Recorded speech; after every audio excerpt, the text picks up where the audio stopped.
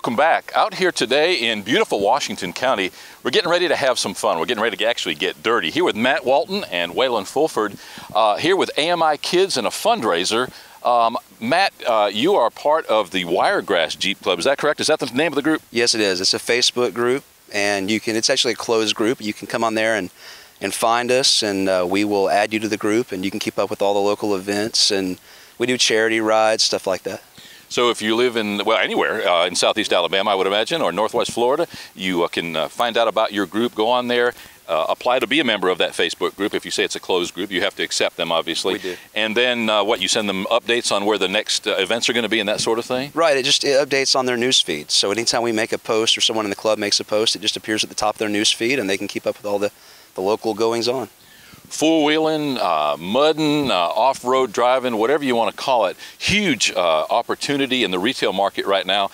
Lots of people getting involved in it. You can do it relatively cheap. You can do it relatively expensively.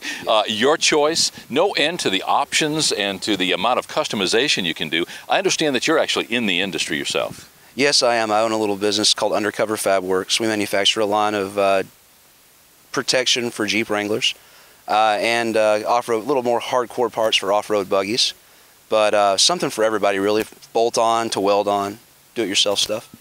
Well, talking about a Jeep Wrangler that might need protection, we got Wayland Fulford, local president of the Capital City Bank in Chipley, Florida. Wayland, AMI Kids being one of your passions, you serve on the board of directors. We've had the fortune of working with you a little bit over the years in the promotion of everything that you guys do. Have taken a little bit of a change here lately. Talk a little bit about the fundraising aspect of today's event out here.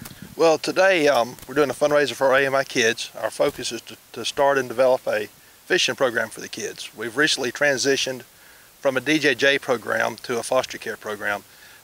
We have about 8 to 10 boys right now. We're looking to get up to about 20 total, and we're excited that we can bring this program and the outdoor industry together with AMI Kids to benefit both and really help our community. Well, back when you were still part of that Department of Juvenile Justice, we had the opportunity to work with you for some of the kids in conjunction with the Chipley Kiwanis Club, in conjunction with some outdoor personalities. Joella Bates came one time, put on a bow clinic over at the facility.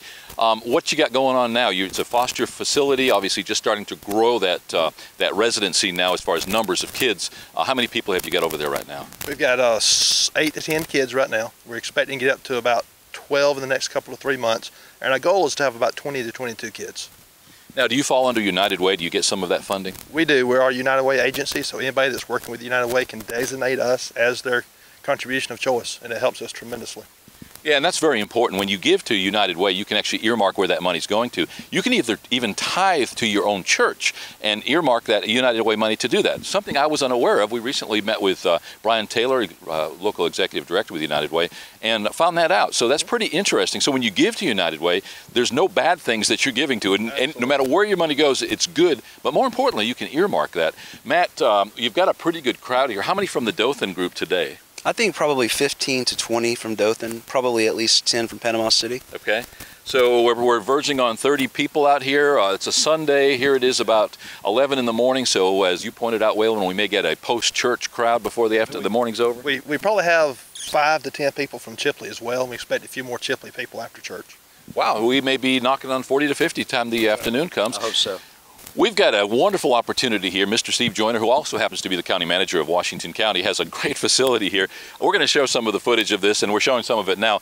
Got a big old mud hole down here where the truck permanently parked, where it last was driven. I told him it should be his logo for this business.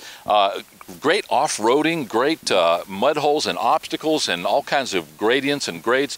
Matt, I imagine that it's getting harder and harder to find places that, number one, will allow you to drive, and number two, will offer the challenges that some of these more extreme four-wheelers want. This is a good facility. It's great, and it's very centrally located for Panama City and Dothan and the surrounding area. You know, the next closest place we can go is several hundred miles north. So this is a great place for us to come. Wow. Well, part of our effort is to promote what we call the real Florida, and that really encompasses Southeast Alabama. We got some pristine natural resources here, truly an unspoiled part of the world, And this is just one more example of that which we offer here. Matt, Wayland, thanks so much for being our guest today. We look forward to maybe talking to you after you get a little mud on you and maybe explore a little bit what this place has to offer. Thank you for having us. Paul. You're watching Real Florida Magazine, and before the day's over, we're probably all going to get a little dirty. We're going to have some fun out here on Steve Joyner's property in Washington County and enjoy a little bit of more of what we call the Real Florida. You're watching Real Florida Magazine, and we will be right back.